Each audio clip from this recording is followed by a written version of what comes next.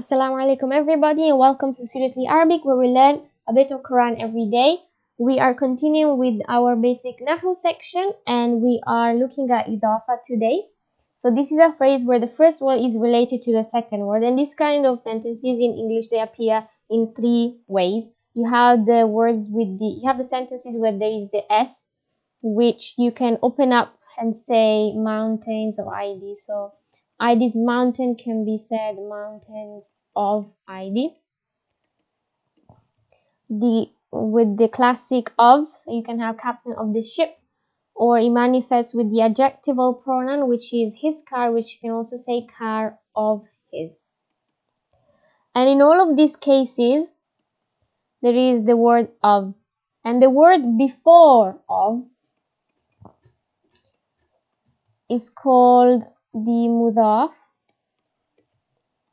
and the word after of is called mudaf ilay. And the way you write these kind of sentences in English, you can write them in three different ways, but in Arabic is one way only.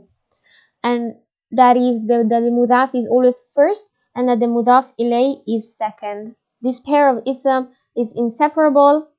They're always together and the order never changes. If you have a mudaf, definitely the word after is a mudaf ilay. And an example of an idhafa sentence, idhafa phrase in Arabic would be yawmul qiyamah.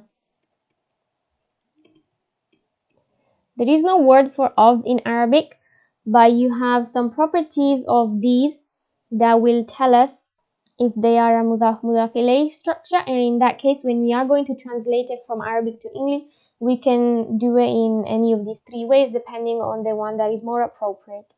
So what things must be true for this phrase to be valid? What are the rules for the mudaf and the mudaf ilay? The first rule is that the mudaf is light with no alif lam. Has to be light with no alif lam. It can be any sort of nasab, jar, rafa, that doesn't matter. It just has to be light and no alif lam. And the second rule is that the mudaf ilay must be majroor, must be in the state of jar. The third rule is that nothing can come between the pair. So nothing can come after the mudaf that is not a mudaf ilay. Mudaf and mudaf ilay always come together one after the other and always in the same order. Number 4 is that if mudaf ilay is ma'rifa, then we consider the mudaf also ma'rifa, to be also ma'rifa. So the last property of the mudaf, the property that is of type or the property that determines whether a word is definite or indefinite, is dictated by the mudaf ilay. If that was ma'rifa, then the mudaf is also ma'rifa. And then the fifth rule that is still very important nevertheless is that both words, both the mudaf and the mudaf ilay, they must be ism. And this is important because you may see a sentence, for example, min al bayt. Min is light with no alif lam because it doesn't have tanween, doesn't have alif lam, and it doesn't have a nun i'rab, so it's light. And you have al bayti, which is majroor. But is this a mudaf ilay structure? No, it's not, because min is not an ism, it's actually a harf. So this is not the idhafa structure that we're talking about. All of these conditions must be fulfilled for a phrase to be considered an idhafa. Every single one of them. In English, the of sentences are the only thing that resemble an idhafa, but in total there are 3 ways an idhafa appears in Arabic. So number 1, the one that we have already covered, and that is the of sentence or the s sentence in English. So for example, Imamul Masjid, which means the Imam's mosque, or you can translate it as the mosque of the Imam. The second kind of way the idhafa appears in Arabic is when a pronoun is attached to the mudaf.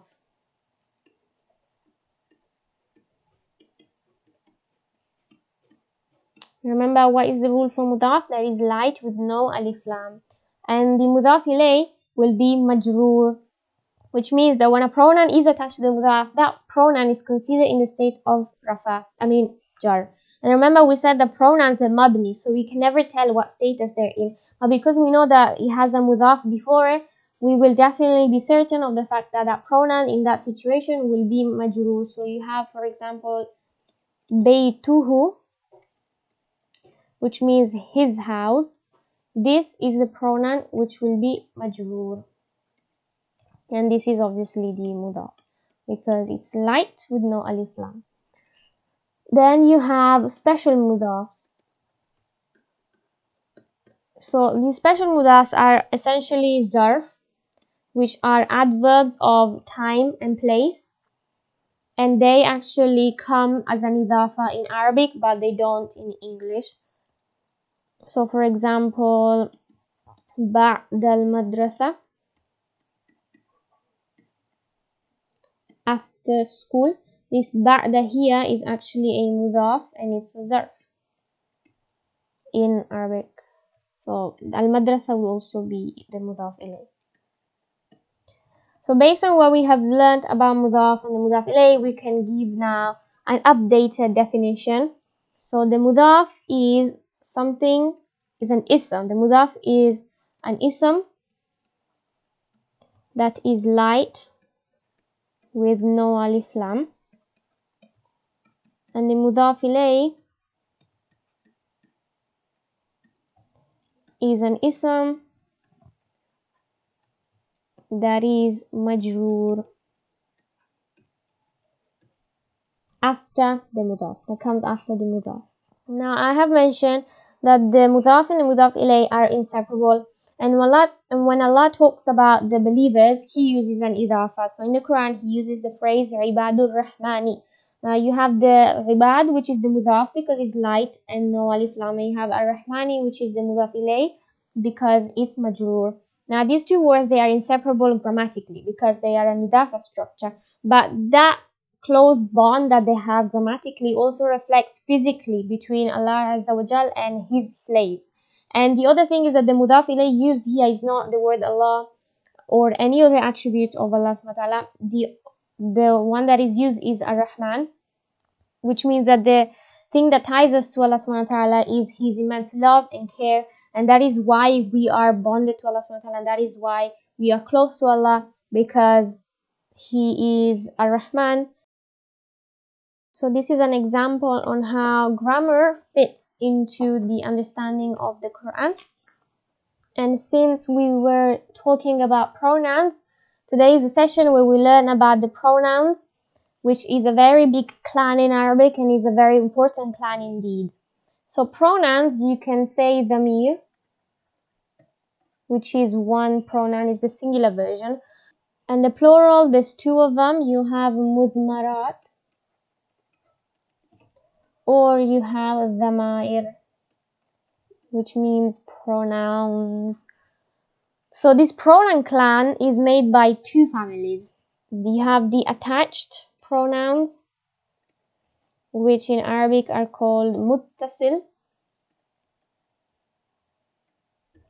and you have the detached pronouns or the independent pronouns, which are called munfasil. Remember that we learned that the dhamir are mabni, and hence we cannot see any i'rab on them. And it is because of that quality of theirs that we need to learn what pronouns appears in what status, which pronouns appears in which status. So to memorize the attached pronouns and the detached pronouns and being able to recognize them is very important. So attached pronouns are always nasab or jar, and the detached pronouns are always rafa. The ones that we are going to learn detached are always rafa, and the ones that we're going to learn attached are nasab or jar always. So here I'm gonna start off with the detached pronouns, which is munfasil, and they are always in the state of rafa. So you have the word huwa for masculine. Masculine singular is huwa. And is huwa gonna be nasab because it has a fatha here? No, because these are mabni. And because they are mabni, it doesn't matter what ending sound they have or any combination. we don't look at that. Because it is huwa and it comes in this form, we know that it's going to be rafa, because the detached pronouns that are in the state of rafa, they always look like this. So huwa, which means he. Then you have huma, which is they, but it's for dual, masculine. So you can also say them too. And you have the word hum, which is they for plural. For feminine singular, you have hiya, which means she. Then you have huma again, which means they for dual, referring to the females as well. So the dual is the same. You have hunna, which is they for plural feminine. And these first 6, these are in the third person. The first 3 are masculine, and obviously the last 3 are feminine. And huma are obviously the same for both genders. Then you have the second person, which is anta for males, masculine things, which is you. You have antuma, which is you two. You have antum, which is you lot, basically. And in English is the same, but we make a distinction in Arabic. We have anti, which is you for feminine. Antuma is you two, and again the dual is the same. We have antunna, which is you for girls only. So you can say you woman. And finally, you have ana, which ana, and that is the first person. Now, the first person pronouns, they can be used for any gender. So ana is I in Arabic, and it can be used for both men and females. And then you have nahnu, which can be used for we. And the same nahnu can be used also to mention the plural. So nahnu is the same for dual and plural. Antuma is the same for masculine and feminine dual in the second person. And huma is the same for masculine and feminine in the third person. And you also need to be able to relate the detached pronouns to the attached versions as well. So huwa has an attached version that is in the state of nasab and jar, and you need to be able to recognize the fact that they are both linked. So huwa in the attached version looks like that. And we're going to have a look at the attached versions right now. The attached version instead is either nasab or jar. So remember that you also need to be able to identify the original detached pronouns that the attached ones basically came from. So you can have in the singular masculine, again, the first 6 are third person. Then you have 6 more in the second person. And the last one is first person when you talk about yourself or you're the speaker. The singular, you either find who and he. Just because you have a who and he, that doesn't mean one is this in the states of nasab and the other one is jar. Sometimes you're going to find who, sometimes you're going to find he, and that has nothing to do with state. So this means his, or it can mean him. So if it is in a state of jar in English, you would say his. And then if it's going to be in the state of nasab, you're going to say him in English. And remember, there's 2 versions. Sometimes you find who, sometimes you find he. You have huma or hima, which means them, or it can also mean their. You have hum and him, which is the plural masculine, which means them and their again. Then you have ha for female singular, which can mean her, and it only means her in English actually. Then you have huma and hima again. These 2 are the same in the third person. Dual is the same again. Then you have hunna, or sometimes you can find hinna, which means them or their, referring to plural woman.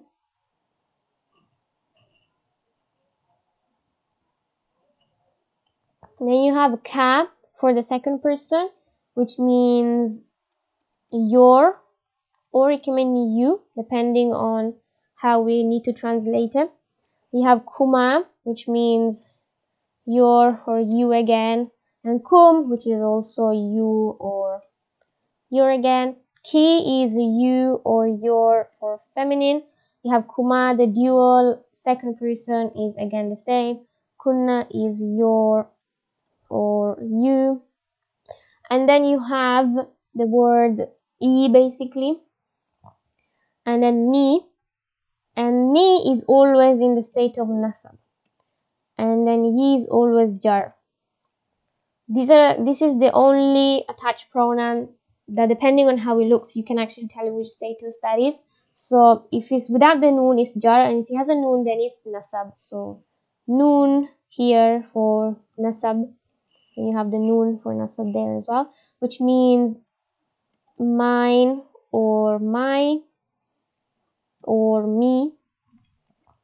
And you have na for dual and na for plural, again for any gender. This means us or our. Now the note to add here is that, you know, the dhamma on the words hu, huma, hum, and huma again, and then hunna. A note here is that the pronouns hu, huma, hum, and then huma, and then hunna, these get a kasra when the word that they are attached to ends with a ya, with a sukun, or they have a kasra before it. So for example, you have the word kd. Because this has a kasra, when you're gonna write the pronoun, the hu of the pronoun will also have a kasra. So you're not gonna say kaidi hunna, you're gonna say kaidi hinna.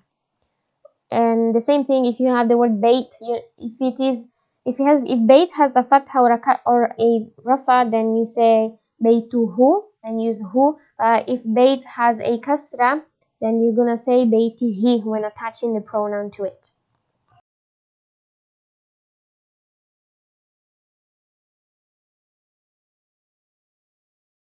And to reinforce our understanding of pronouns, I have an exercise here where we need to translate the following English sentences into Arabic and mention the detached pronoun these guys come from. Let's start with the first one, which is the word kitab. And when you're gonna say my book, you say kita, and then to say my in Arabic, you attach the, remember, my is going to be your mudaf ilay, so it has to be a majrur pronoun, and that would be the ya mutakallim my. So letter A is kitabi, and in this way you should be able to complete the rest. So you have her book, that's mudaf ilay, so it's going to be in the same majrur, and all of these are really mudaf and mudaf ilay. So you're gonna find the attached pronoun that is in the state of jar, so that's gonna be ha. So her book in Arabic, you say kitabuha. Okay, for the letter A, the pronoun that ya came from is ana, that's the detached rafa version, and ha, the detached rafa version, is here.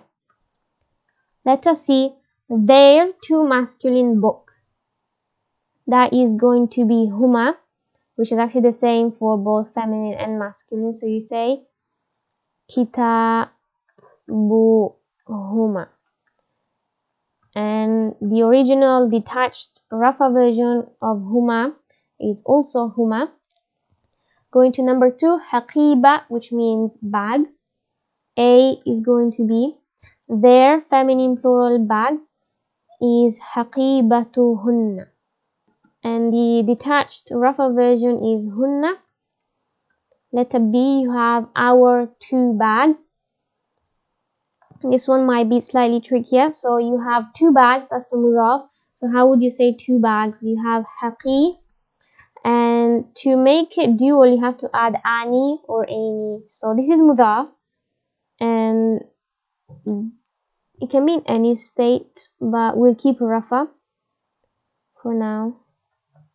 And it has to be light. So we're not gonna say haqibatani. We're gonna say haqibata. So haqibata. And then you have to say the word our, which is the attached pronoun, which is going to be na haqibatana. our 2 bags. And na comes from nahnu, and you have their masculine plural bag. Bag is haqibatu, obviously haqibatu, and you have to attach there, which is masculine plural, is haqibatuhum. And if you were to say haqibati, then you would have haqibatihim. Now hum, the detached version of that is hum. Number 3 is tufahatun, which means apple. A is your feminine dual apple. So that's going to be tufa. You put the mudaf first. Tufaha.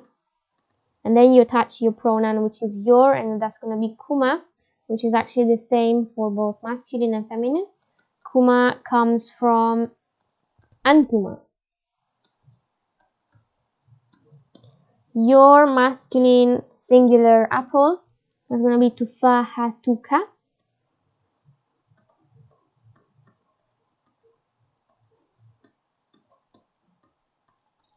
And ka comes from anta.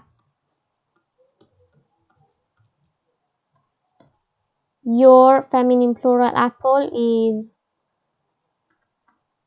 tufahatuhunna. And that is wrong. Tufahatukunna. And kunna comes from antunna. Make sure you memorize your pronouns. Huwa, huma, hum, hiya, huma, hunna, anta, antum, antum, anti, antum, antunna, ana, nahnu. And make sure you know the meanings as well. And you should also memorize the attached version. Hu, huma, hum, ha, huma, hunna, ka, kuma, kum, ki, kuma, kunna, ni, or yi, na. And you also have to be able to relate them to the attached version. So relate the detached version to the attached and vice versa. So huwa, hu, huma is huma again. And hum is hum, ha is here, huma is huma, hunna is hunna, ka is anta, and so on. And because we have completed the 4 properties of ism, here is a overview of everything that we have gone through. This is our space repetition time and also the time for us to do active recall. So if you want to, you can grab a piece of paper and write down everything that you remember about status, number, gender, and type, or you can say it to yourself. And then you can come back and check that you have all the points. You are able to remember everything that we have learned. So about status, we have learned that there's 3 forms of status: rafa, nasab, and jar. And the rafa is the detail about the doer. Rafa is the doer. Nasab is the detail about the fa'il, and jar is the mudaf ilayh. We don't have to say the word after of, we can say mudaf ilayh now. 2 ways of telling status, that is sound, which is your un and in or uai, and you have your combination, which is your i'rab bil huruf. These are your ani, aini, una, ina, atun, atin, and the light version of those as well. So words are heavy by default, and we have discussed on how to make a word light, which is by removing the tanween or removing the nun i'rabiyya. So for example, al-muslimuna, to make it light, you say al-muslimu, or al-muslimun, muslimun, make it light, you say muslimun. There are 4 instances in which words can be light, and that is, one is mudaf, so we have learned that today actually. And we also have learned ghair munsarif, those are light. And then we have 2 more to learn, which are al-munada and la nafi jins, or in English is la for absolute categorical negation. And then we have learned about the flexibility of words. And we have learned that there are fully flexible words which have 3 versions of themselves: muslimun, musliman, muslimin. And we have also learned partly flexible words which have 2 versions of themselves, and they never get tanween and never get a kasra unless they have an alif lam and they're in halat jar, or they are mudaf in halat jar, in which case they can get a kasra, but of course they can never get tanween because alif lam doesn't like tanween and mudaf has to be light, so you can't have tanween. And there are 9 reasons for a word to be partly flexible, and those you can find them in the mnemonic. Gran Torino wanted toast with grape juice at midnight. So gran is for ujma, Torino is for tanith, wanted is for wazn al-fi'l, toast is tarkib, with is wasfun, grape is adlun, juice is jama, at is alif and noon that are extra added at the end of a word, and midnight is ma'rifa. You should be able to tell me the definition of those and maybe even some example of partly flexible words. And then we have also learned about non-flexible words, and these guys have one version of themselves, and they are the mabni words, and there are 8 of them. You should be able to list all 8 of those. And we have also included in this category words that are not actually mabni, but they still act like non-flexible. So these are words that end in ya maqsura. So for example, Musa, Isa, Husna, all these words. And then we have looked at numbers. The second property of ism is number, and you have really 5 types of these. So you have sound masculine plural, which is your jama salim mudhakkar.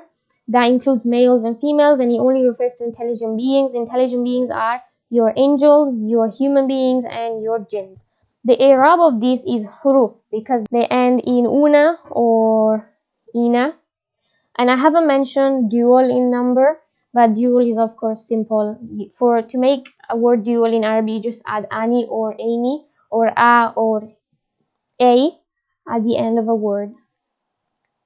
Then you have the sound feminine plural, which is your jama salim, that is mu'annath, that ends in atun or atin or atun ati. And when we refer to intelligent beings, we use the pronoun they.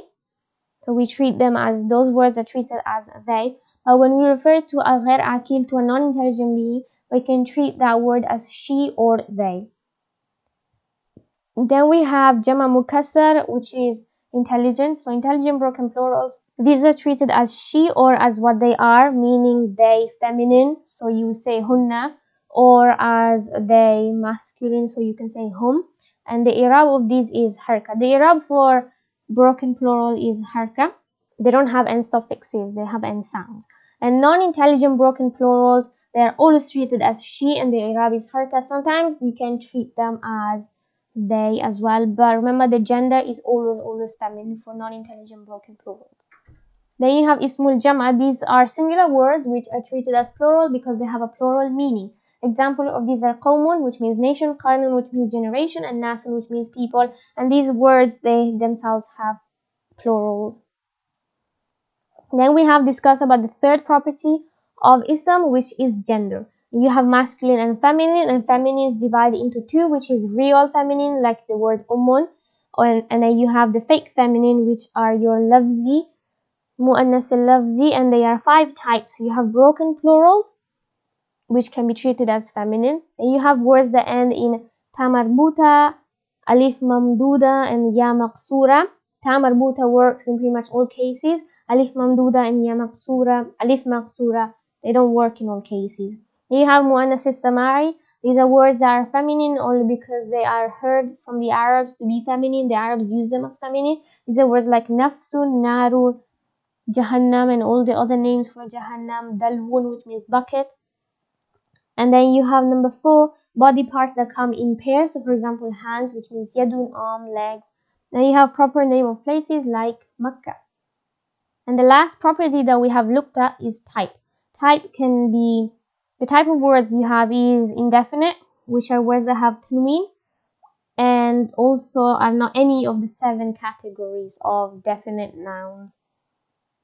So the 7 categories of definite nouns, I mentioned 7 reasons, but you can also say 7 types of nouns that are ma'rifa, which means definite or proper. Proper name, the proper name of a person. You have alif lam. When alif lam enters a word, it makes it definite. You have pronouns, which we have learned today that they are always definite. And we have also learned the rafa version of pronouns, and we have also learned the nasab and jar version of pronouns. So you should be able to tell me that, and the meaning and translation of those pronouns should also give you the gender and the number. So we should be able to identify all the 4 properties of a pronoun if we find that in a sentence. You have indicative nouns or pointers, which are called ismul ishara. And you have ism mawsul, which we should also have memorized. Alladhi, alladhani, alladhaini, alladhina, allati, allatani, allataini, allati, allawati, ma, man, ayun, and ayyatun. Ayun and ayatun are mu'rab, and the rest are mabni. And lastly, something that we have touched upon again today is the if the mudaf ilay is definite, then the fourth property of mudaf is also going to be definite. So for any ism that you come across, you should be able to find its four properties. If you can't find its four properties, then it might not be an ism. We're gonna be going through various exercises, I'll do a few and you can complete the rest. So this one is writing the four properties of each word, which is the status, the number, gender, and the type, which is why I recapped it. Today is a day where we just finish it all off and hopefully we will know this very well. So number one is the word nuh, nuhan, which is going to be, the status is nasab, the number is 1 because it's singular, the gender is masculine because it's referring to a man, and the type is definite because it's an ismul alam, it's a proper name. Say D for definite. Let's have a look at number 4, the word makithina. The status is either nasab or jar. The number is plural. The gender is masculine because it's a jama salim, and then the type is, it's indefinite. Number 7, al-qarnaini. The status is either nasab or jar. Number is dual. The gender is masculine and it is definite because of the alif lam. Number 26 is yathrib. So the status is either nasab or jar. Why? Is because this is the name, the proper name of a place, which means it is ghair munsarif. So it can be nasab or jar. Then you have the number, which is singular, 1 because obviously it's just one place. And you have the gender is feminine because it's the place, and the type is definite because it's the proper name of a place. Number 56, al-qamar. This one is nasab, it's singular, it's masculine, and it's also definite because of the alif lam. So the next exercise is on page 20 of the workbook, and we're doing a pronoun practice. Give the full properties of the pronouns below and translate the pronouns. So some examples have been done for you. So for example, huwa is rafa, it's singular, it's masculine, and it's plural, which means he or it. Okay, so we'll do number 5, akhrajahuma. Huma is the pronoun, and it is an attached pronoun here, which means that it could be nasab or jar. Now, akhraja, this is not an ism, it's actually a fa'al, which means that it's actually going to be nasab. But we haven't come across that, so you can just say nasab or jar for now. The status is nasab or jar. It is dual, it is masculine or feminine, and it is definite because pronouns are always definite. Number 10, the word qawmi, which means my nation. So it is jar because e comes for jar, so this is jar. Qawm is mudaf, and then the pronoun here is going to be mudaf ilay. So the pronoun is jar.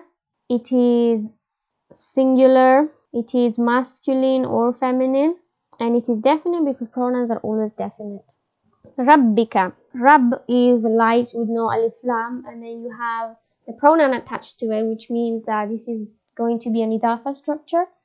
So you have the pronoun ki, which means that that's going to be jar. Ki is singular, feminine, second person pronoun, which means your or you, and it's going to be definite because pronouns are always definite. This is page 23 of the workbook. And here we're practicing whether we can tell whether these instances are an idafa or not. Remember, you can find the answers in the answer workbook that I have linked. Okay, yadkhula al-jannata. Yadkhula seems to be light with no alif lam, but then you have the supposed mudaf ilay, which is in the state of nasab. That can't be because mudaf ilay has to be jar, so this is not an idafa. Number 2, this is not even light, so forget it. That's not the idafa. You have the word tahtihim. That's interesting. You have light with no alif lam, and you have a pronoun attached to it, which is a pronoun in the state of nasab and jar, which means that this pronoun is probably jar. So tahta is mudaf and him is mudaf ilayh, so this is an idafa. Al-mujrimun an-nara, the mudaf has alif lam, so automatically this is not an idafa. Burhanakum, burhan is light with no alif lam. You have kum, which is attached, and it could be nasab or jar, and if it could be, then it is. So kum is in the state of jar, so this is a correct idafa. Ittakhadallahu, the word Allah is meant to be the mudaf ilayh, but it's rafa, which means that it's not the mudaf ilayh. The mathalan rajulaini, the supposed mudaf is heavy, so this is not an idafa.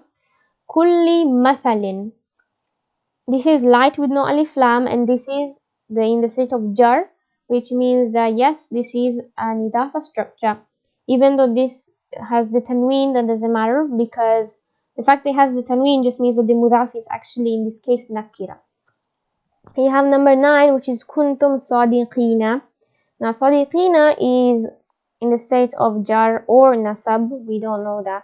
But if you have a look at the word kuntum, this doesn't even seem to be an ism, because if you try to figure out the properties, you can't even figure out what status this word is. So this kuntum here is not even an ism, which means that this can't be an idafa, because both the mudaf and the mudaf ilayh, they have to be ism. And you can complete the rest, and these are all the exercises that you need to do today. They are more than usual, but I think they're necessary, and they will build a solid understanding of these topics that we have covered. So that is it for today. I will see you next time. Assalamu alaikum everybody.